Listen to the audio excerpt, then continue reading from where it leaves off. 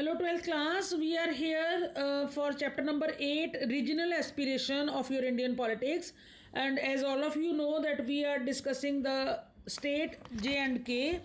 A little information you have already got in the previous videos. Now let us discuss in detail what are the external and internal disputes. अगर हम जे and के state की बात करें तो वहाँ पे दोनों तरह के डिस्प्यूट्स वी फाइंड. पॉलिटिक्स जो जम्मू एंड कश्मीर का है वो हमेशा कंट्रोवर्शियल रहा, कॉन्फ्लिक्टिंग रहा है ना, externally also and internally also. Externally तो पाकिस्तान जो है वो हमेशा क्लेम करता है कि Kashmir valley should be a part of Pakistan. और अगर हम इंटरनली बात करें तो there is a dispute about the status of Kashmir within the Indian union. तो इंटरनली भी यहाँ पे कुछ इश्यूज़ हैं, एक्सटर्नली भी इश्यूज़ हैं. Let us discuss all these in detail. Externally अगर हम बात करें तो as all of you know that 1947 में पाकिस्तान में कुछ ट्राइबल इन्फिल्ट्रेटर्स आ गए थे और वो अपने साथ जो इंडिया में आके उन्होंने कश्मीर वैली का एक जो पार्ट था वो क्योंकि वो आए इस सोच के साथ थे, उसको कैप्चर करने के मूड से आए थे, तो उन्होंने ऑक्यूपाई कर लिया था इलीगली इंडिया का एक पार्ट, इंडिया में जो कश्मीर वैली है उसका एक पार्ट, और उसको वो आज़ाद कश्मीर नाम से बुलाते हैं. हम लोग क्या कहते हैं, पाक ऑक्यूपाइड कश्मीर, POK, और वो लोग क्या नाम देते हैं, आज़ाद कश्मीर.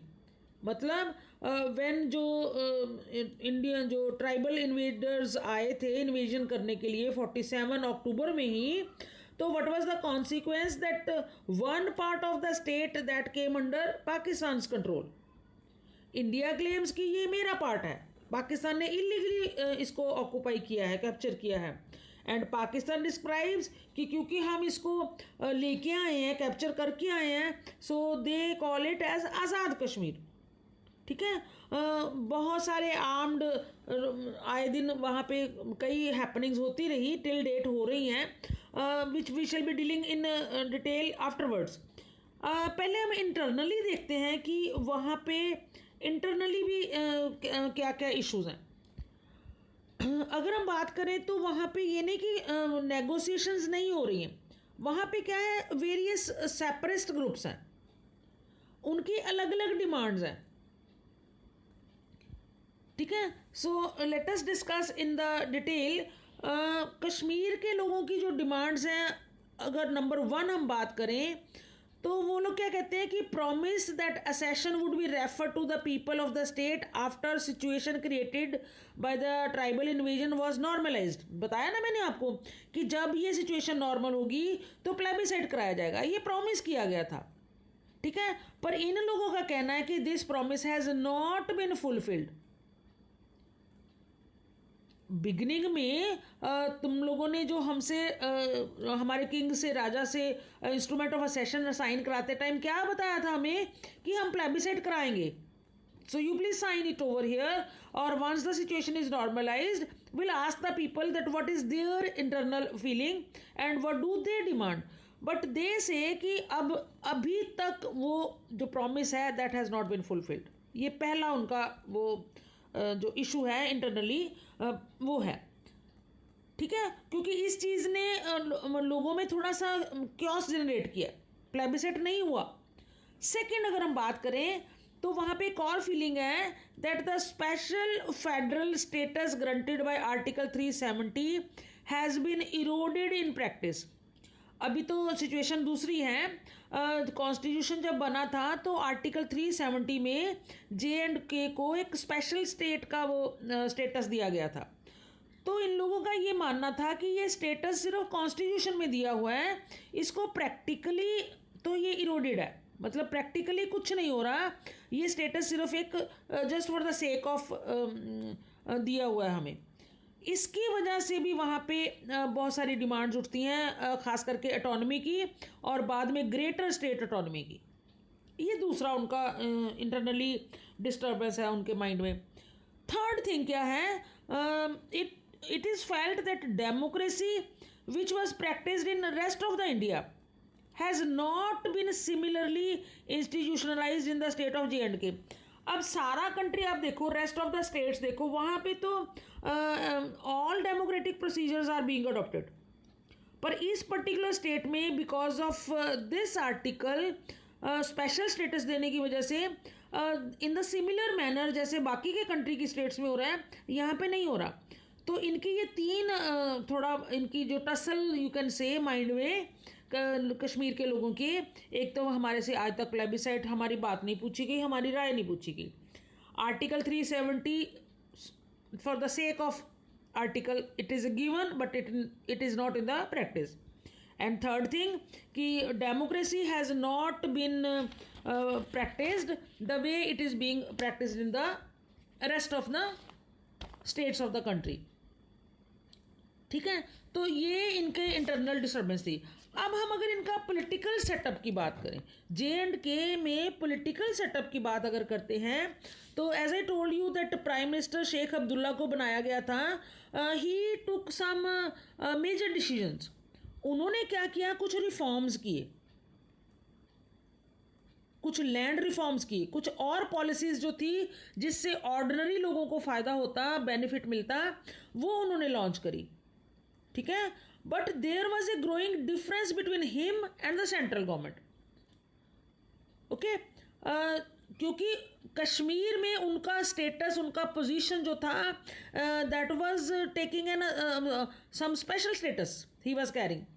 सो what happens, he was dismissed in 1953. He was detained, उनको डिटेंशन में रखा जाता है. क्लियर, बहुत सारे ईयर्स के लिए. ठीक है, और the leadership that succeeded him, जो उनके बाद लीडर्स आए, did not enjoy as much popular support जितनी शेख अब्दुल्ला को मिलती थी. And they were not able to rule the state mainly due to the support of centre जो थी, उसकी वजह से तो वो रूल कर पाए. Otherwise they were not in a position to rule. Centre की सपोर्ट नहीं होती तो वो J&K को रूल नहीं कर सकते थे. So there were serious allegations कि ये कुछ कहते हैं ना मिली भगत है, कुछ माल प्रैक्टिसेस हो रही. इलेक्शंस में कुछ किया जाता है कि सेंटर की सपोर्ट के साथ बाकी के लीडर्स जो हैं वो J&K में अपनी लीडरशिप को चला रहे हैं. Now what happens during most of the period between 53 and 74, Congress party exercised lot of influence. वहाँ J&K की पॉलिटिक्स में कांग्रेस पार्टी का बहुत इन्फ्लुएंस रहता है. ठीक है, और एक नेशनल कॉन्फ्रेंस जो थी जिसमें से शेख अब्दुल्ला की पार्टी और उनके लोगों को हटा दो, माइनस कर दो, तो वो पार्टी जो है वो थोड़ा सा अपना रोल प्ले करना शुरू करती है. और धीरे धीरे फिर फाइनली 1974 में जब इंदिरा गांधी जो है वो एक एग्रीमेंट करती हैं, और उस एग्रीमेंट में क्या होता है, शेख अब्दुल्ला जो थे उनको दोबारा से स्टेट का चीफ मिनिस्टर बना दिया जाता है 74 में. वो फिर अपनी रिवाइव करते हैं पार्टी को, जो उनकी नेशनल कांग्रेस पार्टी थी, which was elected with A majority in the assembly elections in 1977.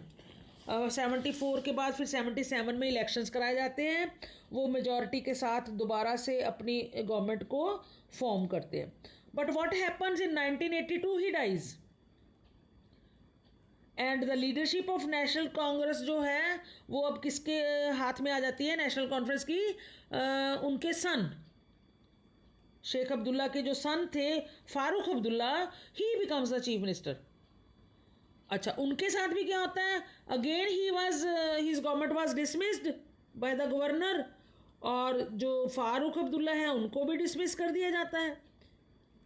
और फिर वही बात कि due to the government's intervention, central government's intervention, तो वहाँ पे कश्मीर के लोगों में ना एक रिजेंटमेंट की फीलिंग आ जाती है.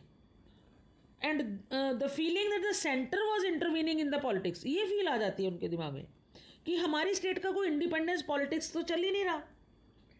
ठीक है, so the feeling that the centre was intervening in the politics of the state वो और स्ट्रेंथन हो जाती हैं